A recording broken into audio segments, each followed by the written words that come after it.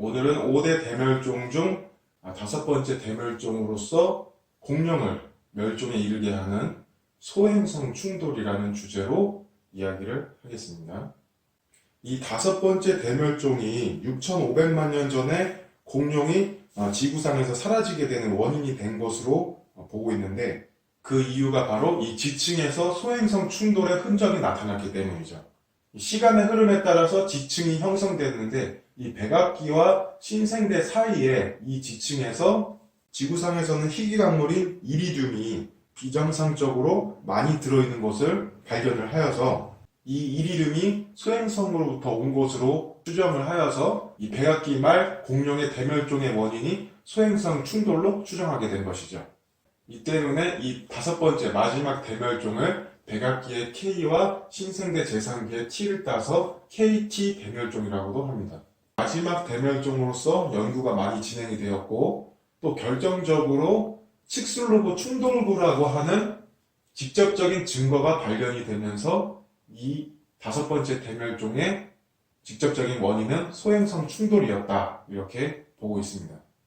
이처럼 많은 증거와 또 공룡의 멸종이라는 드라마틱한 사건이었기 때문에 연구가 많이 진행이 되어서 우리가 그 과정을 좀 더 자세히 들여다볼 수 있게 되었죠. 그래서 오늘 시간에는 이 극적인 마지막 대멸종을 자세히 들여다보려고 합니다. 제가 여러 번 말씀드렸다시피 지구와 우주는 눈에 보이지 않지만은 지금도 살아서 꿈틀거리면서 활동을 하고 있다고 말씀을 드렸었죠. 그래서 이 5번째 대멸종도 우주적 사건에서 비롯되어서 발생이 되었다, 이렇게 볼 수가 있는데, 그 원인을 찾아가다 보면은 우주 탄생 이후 태양계가 형성될 당시부터 비롯되었다, 이렇게 볼 수가 있습니다. 우주 탄생 이후 만들어진 물질들이 중력에 따라서 별을 만들고, 이 별의 중력에 의해서 태양계가 만들어졌다라고 말씀을 드렸었는데, 이 태양계의 거리에 따라서 태양의 중력이 강하게 미치는 가까운 부분에서는 암석형 행성이 만들어지고, 태양과 먼 쪽에서는 목성이라든가 토성과 같은 가벼운 기체로 이루어진 가스형 행성이 만들어진다, 이렇게 확인이 되었는데요. 이 암석형 행성과 가스형 행성의 중간 경계에서는 행성이 되지 못한 얼음이라든가 소행성들이 이렇게 소행성 대를 이루며 밀집해 있는 소행성 대를 이루게 됩니다.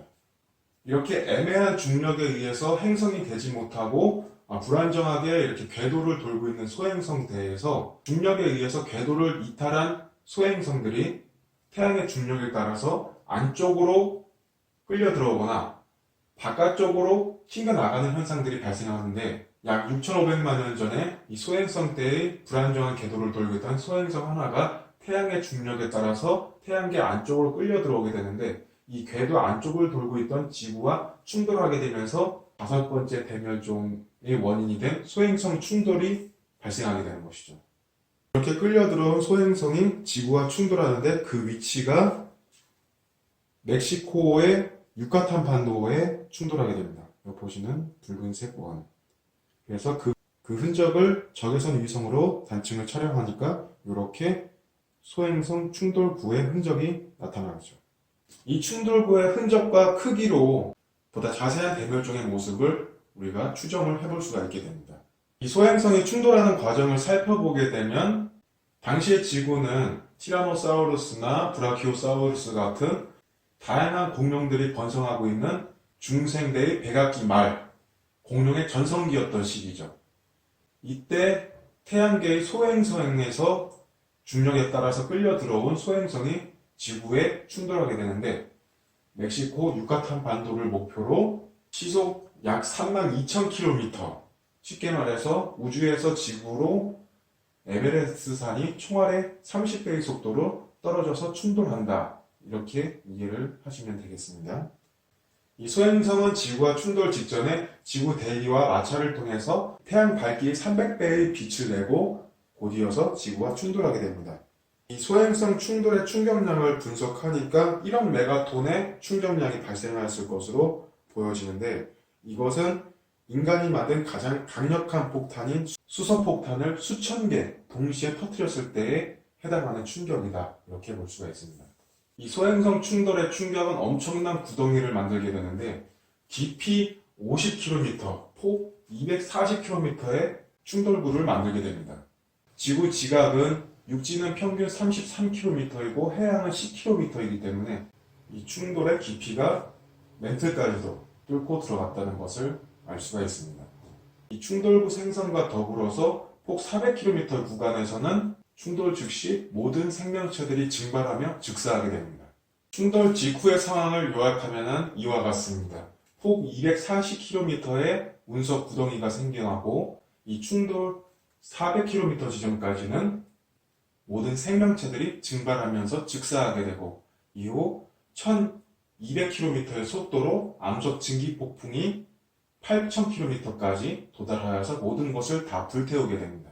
이 범위 밖에서도 충돌의 영향으로 초대형 지진과 해일이 발생하고 충돌 직후 200km까지 상승하였던 충돌 잔해와 암석 증기는 충돌 5시간 후에는 지구 곳곳에 불타는 암석 비로 다시 떨어지며 지구에 충돌하게 됩니다. 이렇게 땅과 하늘이 불타고 바다가 뒤집어지는 충돌의 영향이 발생하였는데 이것은 사실 대멸종의 시작에 불과하였습니다. 소행성 충돌 충격으로 첫 번째 위기가 닥쳤고 이 이후 충돌의 영향으로 발생된 지진, 화산, 해일 같은 자연재해가 발생이 되었고 이것을 견디고 살아남은 공룡들마저도 대기 중에 유독가스에 의해서 내린 산성비에 의해서 멸종의 위기를 맞게 되는 거죠. 그 다음 찾아온 것이 충돌 겨울이라고 부르는 빙하기입니다. 충돌 당시에 만들어진 먼지와 유독가스가 태양열이 지표면에 도달하지 못하도록 빛을 차단시켰기 때문에 지구는 긴 어둠에 빠지게 되었고 기온이 떨어지면서 얼어붙기 시작했는데 이 빙하기를 견디기에 유리했던 동물들은 작은 굴을 파고 숨어 지내던 포유류들이었죠. 공룡들은 큰 덩치로 인해서 이 빙하기의 위기를 피할 길이 없었죠. 그런데 진짜 이 충돌 겨울의 무서운 점은 추위가 아니라 식물이 생장하지 못하면서 생태계가 무너진다는 점이었죠. 이 생태계가 무너지는 과정은 먼저 충돌 겨울로 빙하기가 찾아오게 되자 식물이 생장할 수 없게 되었고 많은 양의 식물을 먹어야 하는 초식공룡이 먼저 멸종하게 되었고 이 초식공룡들을 잡아먹는 육식공룡도 멸종하게 되죠. 그런데 작은 덩치로 땅을 파고 굴에서 숨어 살거나 돌 틈에서 살고 있던 포유류들은 벌레나 썩은 동물의 사체를 먹으면서 이 위기를 극복해 나가게 되죠. 이 포유류들은 대멸종의 위기를 겪고 생존에 성공할 수 있었는데 그 이유는 내온성 동물로 항상 일정한 체온을 유지하기 위해서 몸에 털이 나 있거나 땀샘이 나 있는 등 체온 조절에 유리한 조건이 있었었고 작은 덩치로 물틈 등으로 대피할 수 있었기 때문에 대멸종의 영향을 조금 덜 받을 수 있었다 이렇게 볼 수가 있죠. 또 벌레를 먹거나 죽은 동물의 사체를 먹는 등 식성이 까다롭지 않았기 때문에 이 공룡보다는 생존에 유리할 수 있었다 이렇게 볼 수가 있습니다.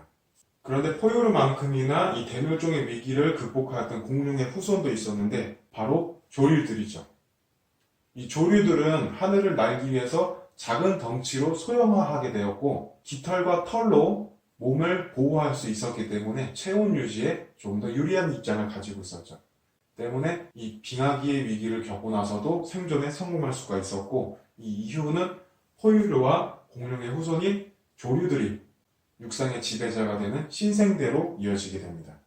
이렇게 그동안 육상의 지배자였던 공룡이 멸종하면서 이 신생대는 새로운 질서로 자리 잡게 되는데 이 이후 이어지는 신생대는 신생대 제3기입니다. 신생대는 3기와 4기가 있는데 이것은 원래 과거에 연구하였던 지질시대 구분에서 1기와 2기는 각각 고생대와 중생대가 되었고 이 신생대의 3기와 4기라는 명칭만이 남아있게 되는 거죠. 그래서 다음 시간에는 이 신생대의 시작이 되는 신생대 3기에 대해서 이야기를 해보겠습니다.